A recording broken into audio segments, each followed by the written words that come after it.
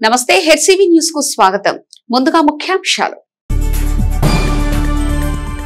Council సాధారణ సమావేశంలో agenda అంశాలు ఆమోదం. అధికారుల అసమర్థత విధానంపై కౌన్సిల్ సభ్యులు ఒకంత అసహనం.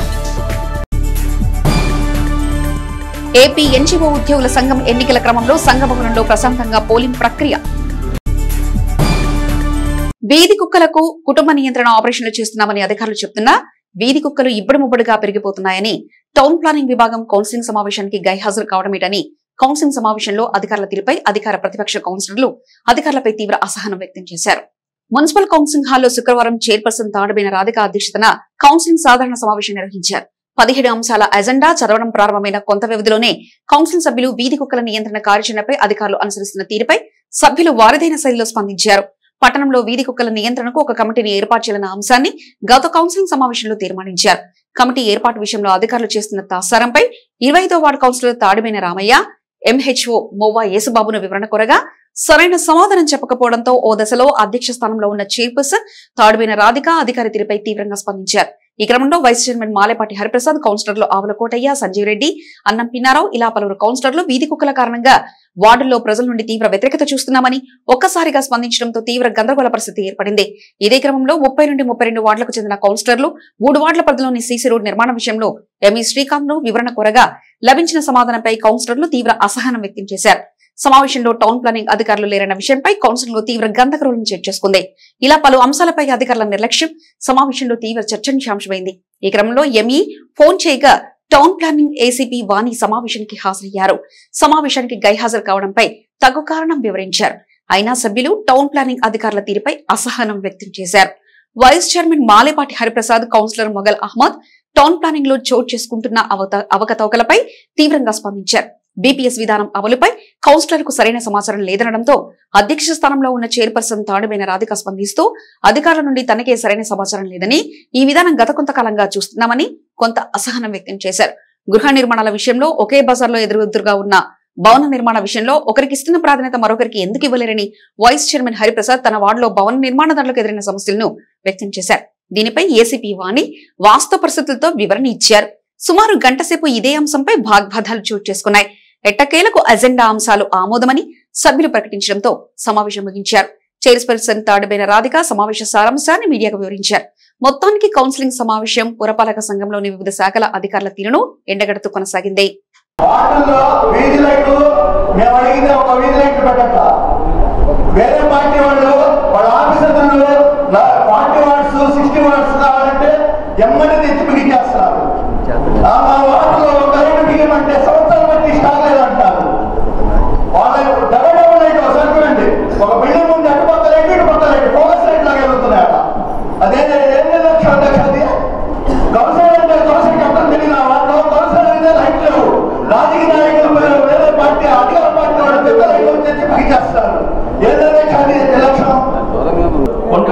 చేసినా గానీ ఊరు మొత్తం వేసిన ఆకర్షిస్తావు.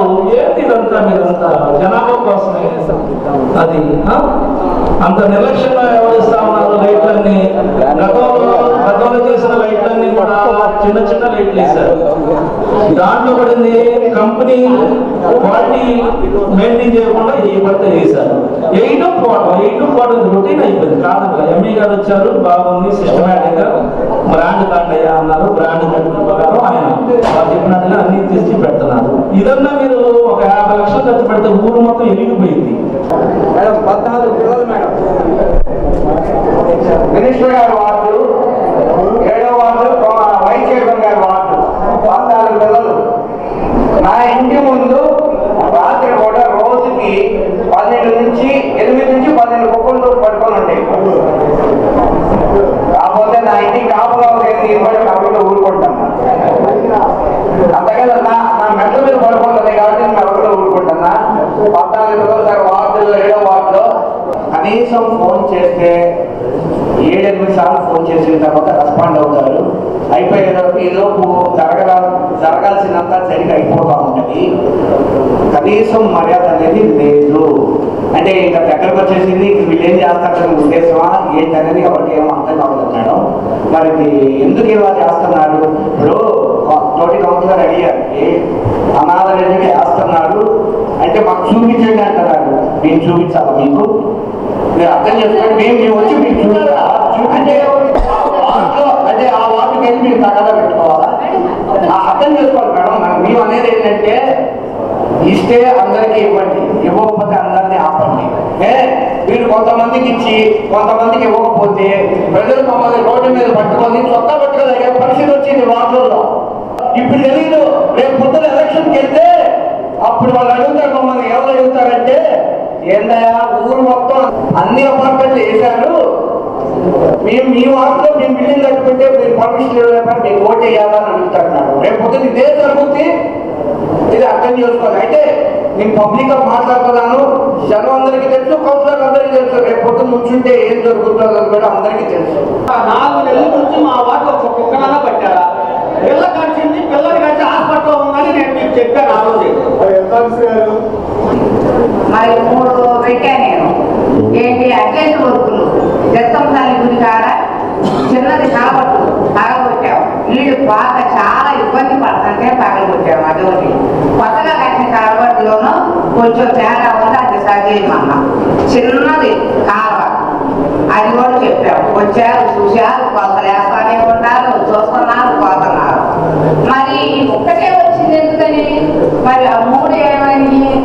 ఆ 3 మళ్ళీ ఇంకోసారి పెడతారా? కాంట్రాక్ట్ వాళ్ళు వర్క్ చేశారు మేడం. శ్రీనగర్ కన్స్ట్రక్షన్కి వచ్చిన వర్క్ ఆర్డర్ తీసుకొని అగ్రిమెంట్ సభ్యుల ఇబ్బందులు వాళ్ళ వార్డుల్లో ఉన్న సార్. ఒకటి కుక్కల గురించి, ఒకటి టౌన్ ప్లానింగ్ సెక్షన్ మధ్య కొంచెం బాగాలేదని వాళ్ళు బాధతో చెప్పడం జరిగింది. అవి ఏంటో పరిశీలించి వాళ్ళు దాని మీద యాక్షన్ తీసుకుంటారు. అలానే తప్పకుండా ఈ ఎజెండాలో సాధారణ సమావేశం 17 అంశాలు ఆమోదించడం జరిగింది. తప్పకుండా తెనాలిపట్నంలో డెవలప్ చేస్తానని ఉన్న 2-3 నెలలు అయినా సరే, ముఖ్యంగా శానిటేషన్ మీద కూడా ప్రజలు కూడా నా దృష్టికి వచ్చి అడగడం జరిగింది. తప్పకుండా ఈ 2 నెలల పాటు నేను వార్డుల్లో 40 వార్డుల్లో శానిటేషన్ ఏదైతే ఉందో అసలు ఎలా ఉంది ఏంటి అనేది కూడా అతి త్వరలోనే నేను వార్డుల్లో కూడా వస్తానని సందర్భంగా తెలియజేస్తున్నాను. తప్పకుండా ఎలాంటి ఇబ్బంది లేకుండా ప్రజలకు కావాల్సింది శానిటేషన్, ఒకటి లైటింగ్, ఇలాంటి వగైరా ఏవైతే ఉన్నాయో దోమల మందు కానివ్వండి, ఇలాంటివి ఉన్నాయో దాని మీద చర్యలు తీసుకుంటాను. ఈ కుక్కల సమస్య అనేది కూడా ఒక కమిటీ లాగా ఇద్దామని సభ్యులు నెక్స్ట్ 30 నెలల మీటింగ్లో చెప్పడం జరిగింది. అలానే ఈ రోజున మేము కమిటీని 5గురిని పేర్లు వేసి కమిటీని నెమ్మదిగా చేస్తాం. తప్పకుండా తెనాలిపట్నాన్ని అభివృద్ధి వైపు అడుగుతాం. ఏపీ నాన్ గెజిటెడ్ ఉద్యోగుల సంఘం ఎన్నికల నేపథ్యంలో శనివారం స్థానిక ఎన్జీఓ కార్యాలయంలో పోలింగ్ ప్రక్రియ నిర్వహించారు. స్థానిక ఎన్జీఓ హోంలో రాష్ట్ర నాన్ గెజిటెడ్ ఆఫీసర్ల అసోసియేషన్ పర్యవేక్షణలో నాన్ గెజిటెడ్ ఉద్యోగుల సంఘంలోని 1057 మంది సభ్యులు ఓటు హక్కు వినియోగించుకునేలా కట్టుదిట్టమైన ఏర్పాటు నడుమ పోలింగ్ ప్రక్రియ ఉదయం ప్రారంభమైంది. కె మోహన్ చౌదరి ప్యానెల్, వి భిక్షాలు ప్యానెల్ మధ్య పోటీ నెలకొంది. 1 టౌన్ పోలీసులు బందోబస్తు నడుమ 5 పోలింగ్ బాక్సులు ఏర్పాటు చేశారు. ఎటువంటి ఉద్రిక్త పరిస్థితులు తావివ్వకుండా పోలీసు విభాగం పలు చర్యలు తీసుకున్నారు. సాయంత్రం 3 గంటల వరకు పోలింగ్ నిర్వహించి అనంతరం కౌంటింగ్ ప్రక్రియ చేపట్టనున్నట్లు అధికారులు తెలిపారు.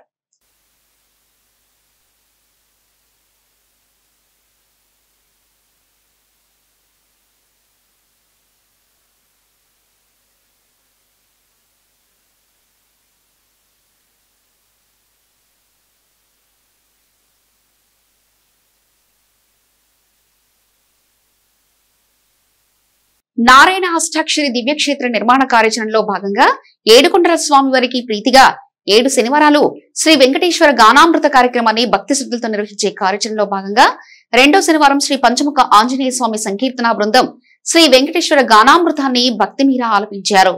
స్థానిక Balajiraopeta Priya deluxe cinema theatre ఎదురుగా గల కోట బద్రీనాథ్ గుప్త స్థల ప్రాంగణంలో శ్రీ వెంకటేశ్వర స్వామి వారికి ప్రీతిగా శ్రీ వెంకటేశ్వర గానామృత కార్యక్రమాన్ని విశేషంగా నిర్వహించారు. శ్రీ పంచముఖ ఆంజనేయ స్వామి సంకీర్తన బృందం మహిళా భక్తులు విశేషంగా పాల్గొని సంకటాలు తీర్చే వెంకటేశ్వర స్వామికి ప్రీతిగా సంకీర్తన గానం చేశారు. ఈ వికసన శ్రీనివాస ట్రస్ట్ వ్యవస్థాపకులు ఆర్వి కిరణ్ పర్యవేక్షణలో శ్రీ వెంకటేశ్వర స్వామి వారికి ప్రత్యేక పూజలు నిర్వహించారు. కార్యక్రమాన్ని ఉద్దేశించి ఆర్వి కిరణ్ మాట్లాడుతూ శ్రీ వికనస శ్రీనివాస ట్రస్ట్ ఆధ్యాత్మిక సేవగా గత 2 వసంతాలు చేపడుతున్న కార్యక్రమాల నేపథ్యంలో నారాయణ అష్టాక్షరి దివ్య క్షేత్రాన్ని ఏర్పాటు చేయాలన్న మహాసంకల్పం కార్యరూపంలోకి తెచ్చే కార్యాచరణలో భాగంగా వితరణశీలులైన భక్తుల సహకారంతో ముందుకు వెళ్తున్నామని 7 శనివారాలు ఏడుకొండల స్వామికి గానామృత కార్యక్రమంలో 2వ శనివారం కూడా ఘనంగా నిర్వహించుకోవడం, పట్టణంలోని వివిధ విభాగాలకు చెందిన ప్రముఖులు హాజరు కావడం సంతృప్తిగా ఉందన్నారు. ఇదే విధంగా మరో 5 శనివారాలు వెంకటేశ్వర గానమృతం ఉంటుందని పట్టణంలోని వివిధ ప్రాంతాల భక్తులు కార్యక్రమంలో పాల్గొని శ్రీ వెంకటేశ్వర స్వామి వారి దివ్య అనుగ్రహంకు పాత్రులు కావాలని కోరారు. కార్యక్రమంలో ట్రస్ట్ సభ్యులు మూర్తి వెంకటేశ్వరరావు, మాడపల్లి చంద్రశేఖర్, జంజం రామారావు, గుడివాడ బాలకృష్ణ, కోట బద్రీనాథ్ గుప్తా, రొంపిచెట్ల సురేష్, మాజెటి వెంకటేష్, గోరి సోమశేఖర్, కొమ్మూరు సురేష్, కాలపల్లి రాజశేఖర్, సంకీర్తనా బృందం అధ్యక్షులు మూర్తి, అనురాధ, సంకీర్తనా బృందం సభ్యులు, మహిళా భక్తులు విశేష సంఖ్యలో పాల్గొన్నారు.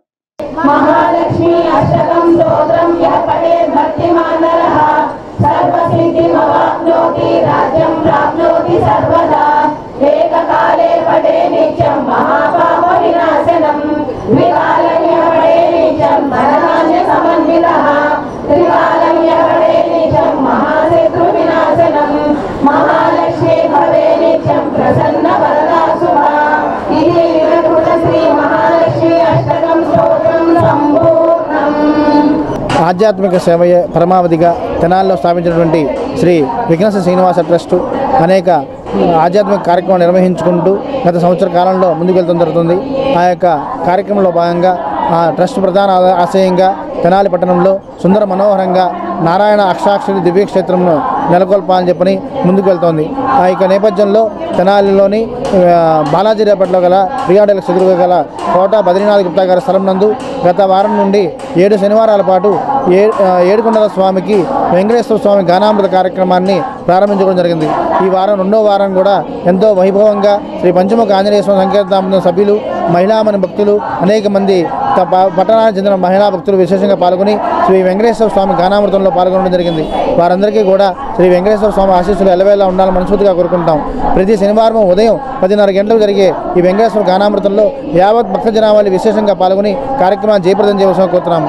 ఈ యొక్క కార్యక్రమానికి ఈ రోజున మా యొక్క ట్రస్ట్ ప్రోత్సాహానికి అందించేందుకు విచ్చేసినటువంటి పట్టణ ప్రముఖులకి, అలాగే తెనాలి డాల్మిల్ అసోసియేషన్ సెక్రటరీ అయినటువంటి తడవర్తి సూర్యనారాయణ గారికి, రాష్ట్ర డాల్మిల్ అసోసియేషన్ ప్రెసిడెంట్ అయినటువంటి నంబూరి కృష్ణమూర్తి గారికి, Tenali commissioner merchant association president అయినటువంటి సుగ్గుల వెంకటపయ్య గారికి, మాజీ మున్సిపల్ చైర్మన్ పెన్నెల వెంకటరావు గారికి, అనేక మంది ప్రముఖులకు కూడా మా ట్రస్ట్ తరఫున ప్రత్యేకంగా ధన్యవాదాలు తెలియజేసుకుంటాం. ఈ యొక్క కార్యక్రమానికి ప్రతి ఒక్కరు సహకరించాలని మనస్ఫూర్తిగా కోరుకుంటాము. నారాయణ అక్షాక్షరి దివ్యక్షేత్రం కోసం విఘ్నేశ్వర శ్రీనివాస ట్రస్టు సేకరించేటువంటి భూదాన విరాళంలో తెనాలి పట్టణ పరిసర ప్రాంతాల్లో కాక అనేక ప్రాంతాల నుంచి కూడా భక్తులు తమకు దోచిన విధంగా భూదాన విరాళాలను అందజేసి ట్రస్ట్ అభివృద్ధికి తోడ్పడవలసిందిగా కోరుతున్నాము. విశేషంగా జరుగుతున్న ఏడుకొండల స్వామికి 7 శనివారాలు గానామృతం కార్యక్రమానికి అశేష భక్తజన సందోహం విరివిగా వచ్చి స్వామివారి ఆశీస్సులు పొందుతూ కృపా కటాక్షాలు పొందవలసిందిగా కోరుచున్నాం. బైండవర్ అయిన రౌడీ షీటర్లు చట్టపరమైన నియమ నిబంధనలకు లోబడి వ్యవహరించాలని, గీత దాటితే కఠిన చర్యలు తప్పవని తెనాలి తహసీల్దార్ కేవీ గోపాలకృష్ణ హెచ్చరించారు. తెనాలి 3 టౌన్ లిమిట్స్లో శాంతి భద్రతల పరిరక్షణ దిశగా, ట్రాఫిక్ నియంత్రణ దిశగా సిఐఎస్ సాంబశివరావు తమదైన శైలిలో ముందుకు వెళుతున్న క్రమంలో 3 టౌన్ లిమిట్స్లోని రౌడీ షీటర్లను శనివారం సాయంత్రం మండల రెవెన్యూ కార్యాలయంలో తహసీల్దార్ కేవీ గోపాలకృష్ణ ముందు బైండ్ అవుట్ చేశారు. 25 మందికి వివిధ కేసులతో రౌడీ షీటర్లుగా ముద్రపడగా వారందరూ తమ వల్ల ఎవరికీ ఎటువంటి ఇబ్బంది కలగదని, పద్ధతిని మార్చుకుని సక్రమ జీవనం కొనసాగిస్తామని, అధికారుల ఆదేశాలకు అనుగుణంగా నడుచుకుంటామని బైండవర్ పత్రాలపై సంతకాలు చేయించారు. ఈ సందర్భంగా తెనాలి మండల తహసీల్దార్ కేవీ గోపాలకృష్ణ బైండవర్ అయిన రౌడీ షీటర్లకు పలు సూచనలు చేశారు. 3 టౌన్ సిఐ ఎస్ సాంబశివరావు మాట్లాడుతూ విధి నిర్వహణలో తహసీల్దార్ గోపాలకృష్ణ శైలిని ప్రత్యేకంగా ప్రశంసించారు. ఈ కార్యక్రమంలో 3 టౌన్ పోలీస్ సిబ్బంది పాల్గొన్నారు. మా దగ్గర సంతకం పెట్టి బైండవర్ అయిన తర్వాత మీరు ఏదైనా మళ్ళీ ఈ రోజు మొదలుకొని 1 సంవత్సరం వరకు మీ మీద మన సిఐ గారిని నిఘా పెట్టించుతారు. మీరు ఏం పని చేస్తున్నారో అంతా మాకు తెలుస్తూనే ఉంటుంది. ఎవరైనా మళ్ళీ తప్పు చేసిన ప్రజలను ఎవరైనా బెదిరించినట్టు, ఇబ్బంది పెట్టినట్టు, రోడ్ల మీద పోయే వాళ్ళని బెదిరించినట్టు ఇట్లా ఏదైనా మా నోటీస్కి వచ్చినా ఆలోచించకుండా మిమ్మల్ని జైల్లో పంపించేస్తాం. అర్థమైందా? ఈరోజు మన 3 టౌన్ సిఐ గారు సాంబశివరావు గారు 20 మంది రౌడీ షీటర్లని నా ముందు బైండ్ ఓవర్ చేశారు. వారి పాత హిస్టరీ గమనిస్తే గతంలో చాలా కేసుల్లో 2009 నుంచి కూడా వివిధ రకాల కేసుల్లో ఉన్నట్టుగా గమనించాం. రికార్డు పూర్వకంగా మర్డర్ కేసుల్లో ఉన్నవాళ్ళు, ఈవ్టీజింగ్కి పాల్పడేవాళ్ళు, చిన్నపిల్లల మీద అఘాయిత్యాలు చేసేవాళ్ళు, అట్లాంటి హిస్టరీ ఉన్న వాళ్ళందరినీ మరి మన సిఐ గారు వారందరినీ క్యాచ్ చేశారు. వారందరినీ ఈరోజు బైండ్ ఓవర్ చేశాం. సంఘ విద్రోహ శక్తులుగా చలామణి అయ్యే అవకాశమే లేదు తెనాల్లో.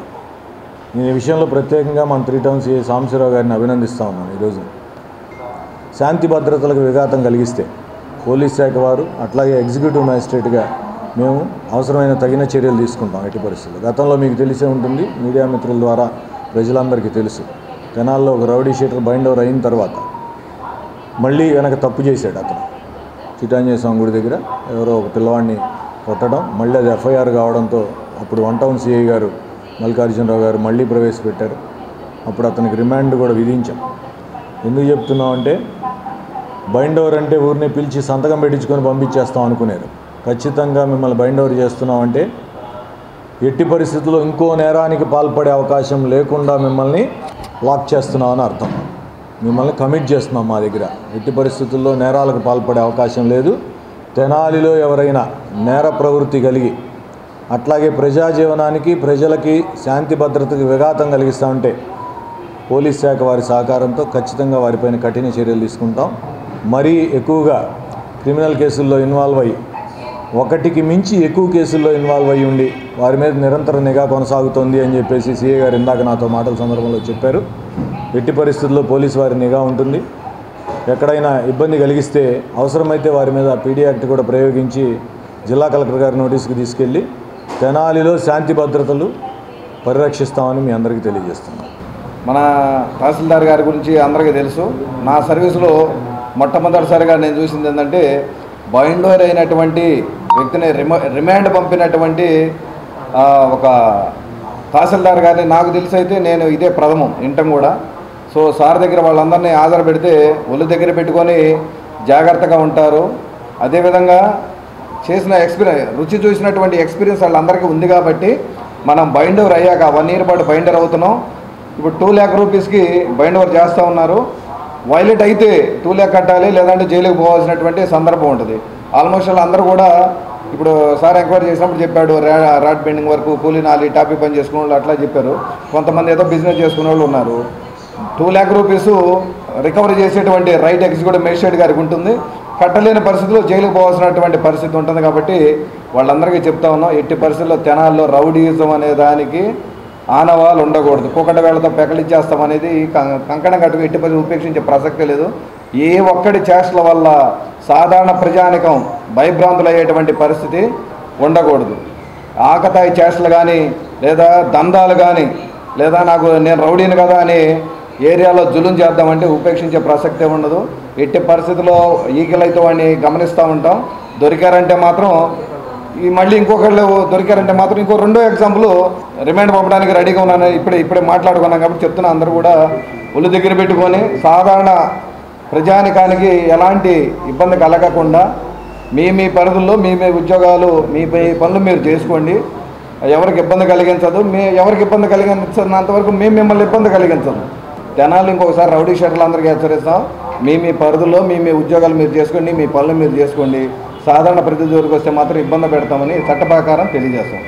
సర్వకళలను సమాదరించిన ఘన చరిత్ర తెనాలి ప్రాంతాందని, తెనాలి ప్రాంతానికి చెందిన కళాకారులు వేరే ప్రాంతానికి వెళ్ళినా కూడా తెనాలి ఖ్యాతిని మరింత ఇనుమడింప చేశారని, అలాంటి కళాకారులకు పుట్టినిలైన తెనాలి ప్రాంతంలో స్వరలయ సంస్థ వారు తెనాలి ఉత్సవ్ పేరుతో సంస్థ వార్షికోత్సవాన్ని ఘనంగా నిర్వహించడం ప్రశంసనీయమని అవనిగడ్డ శాసనసభ్యులు మండలి బుద్ధప్రసాద్ అన్నారు.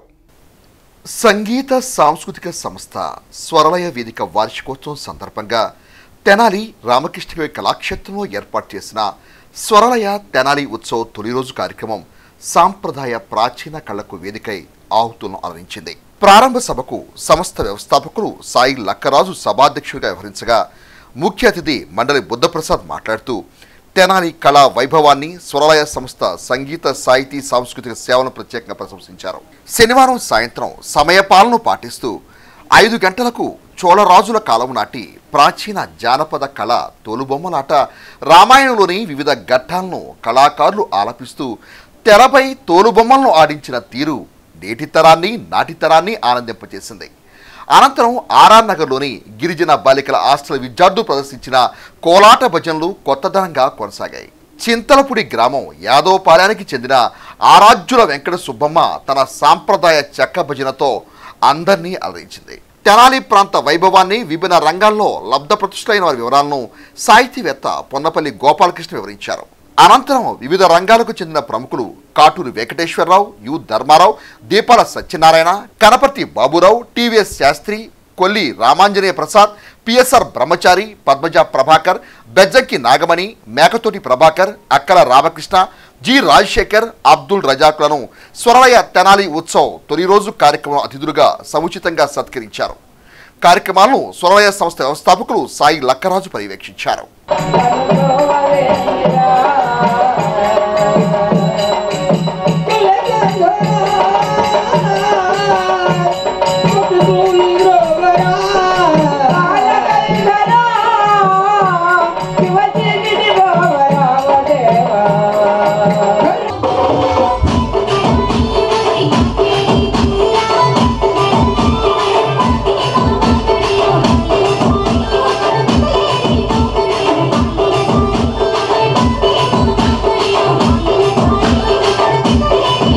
సర్వకాలకి పుట్టిల్లు మాత్రం పొట్టిల్లు లేదంటే మెట్టి నీళ్ళు ఎక్కడైనా పొట్టొచ్చు కానీ ఇక్కడికి వస్తేనే రాణిస్తారు, తెనాలికి వస్తాయి.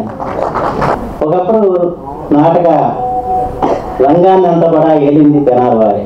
హరికథకి తెనాలి, శిల్పానికి తెనాలి, చిత్రలేఖనానికి తెనాలి, అన్నిటికీ తెనాలి. అయితే తెలుగునాట అనేక సాంస్కృతిక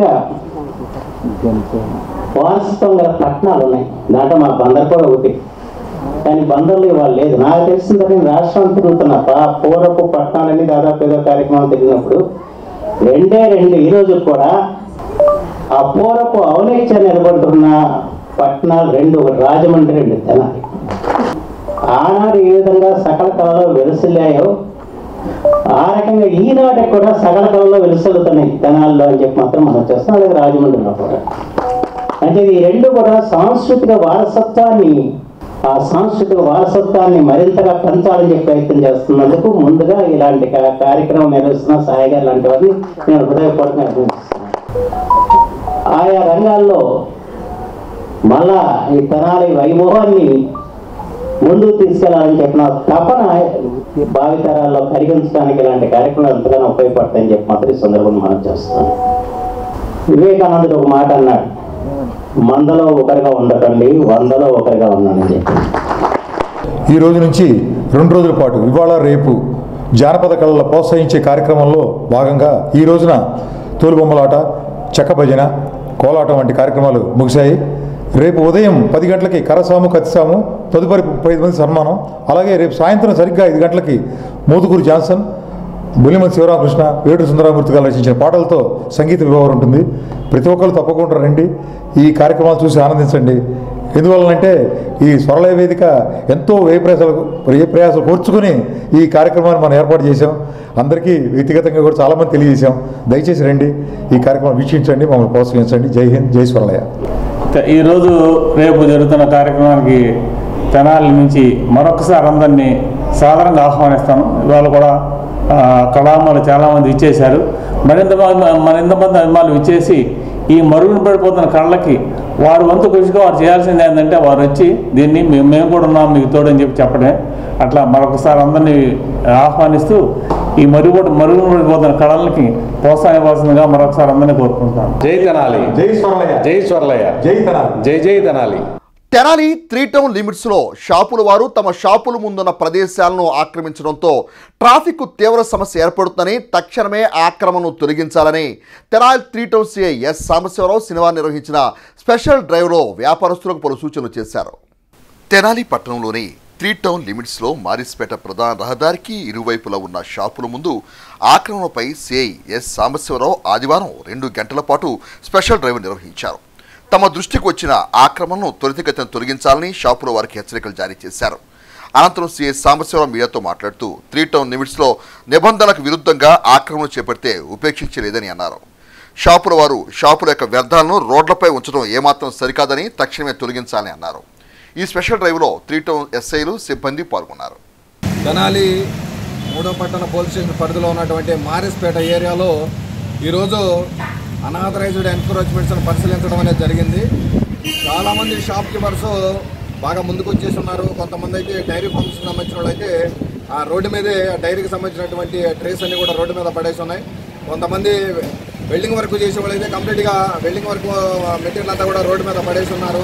కొంతమంది చిత్తు కాగితాలకు సంబంధించి వేస్ట్ మెటీరియల్ అంతా కూడా రోడ్డు మీద పడేసి ఉన్నారు. అదేవిధంగా అట్ల దుకాణం వాళ్ళందరూ కూడా రోడ్డు మీదకి వచ్చిన ఫ్రూట్ వెండర్స్ వాళ్ళందరూ కూడా కంప్లీట్గా రోడ్డు మీదకి వచ్చేసారు. కాబట్టి ఈ 2 hours స్పెషల్ డ్రైవ్ నిర్వహించడం జరిగింది.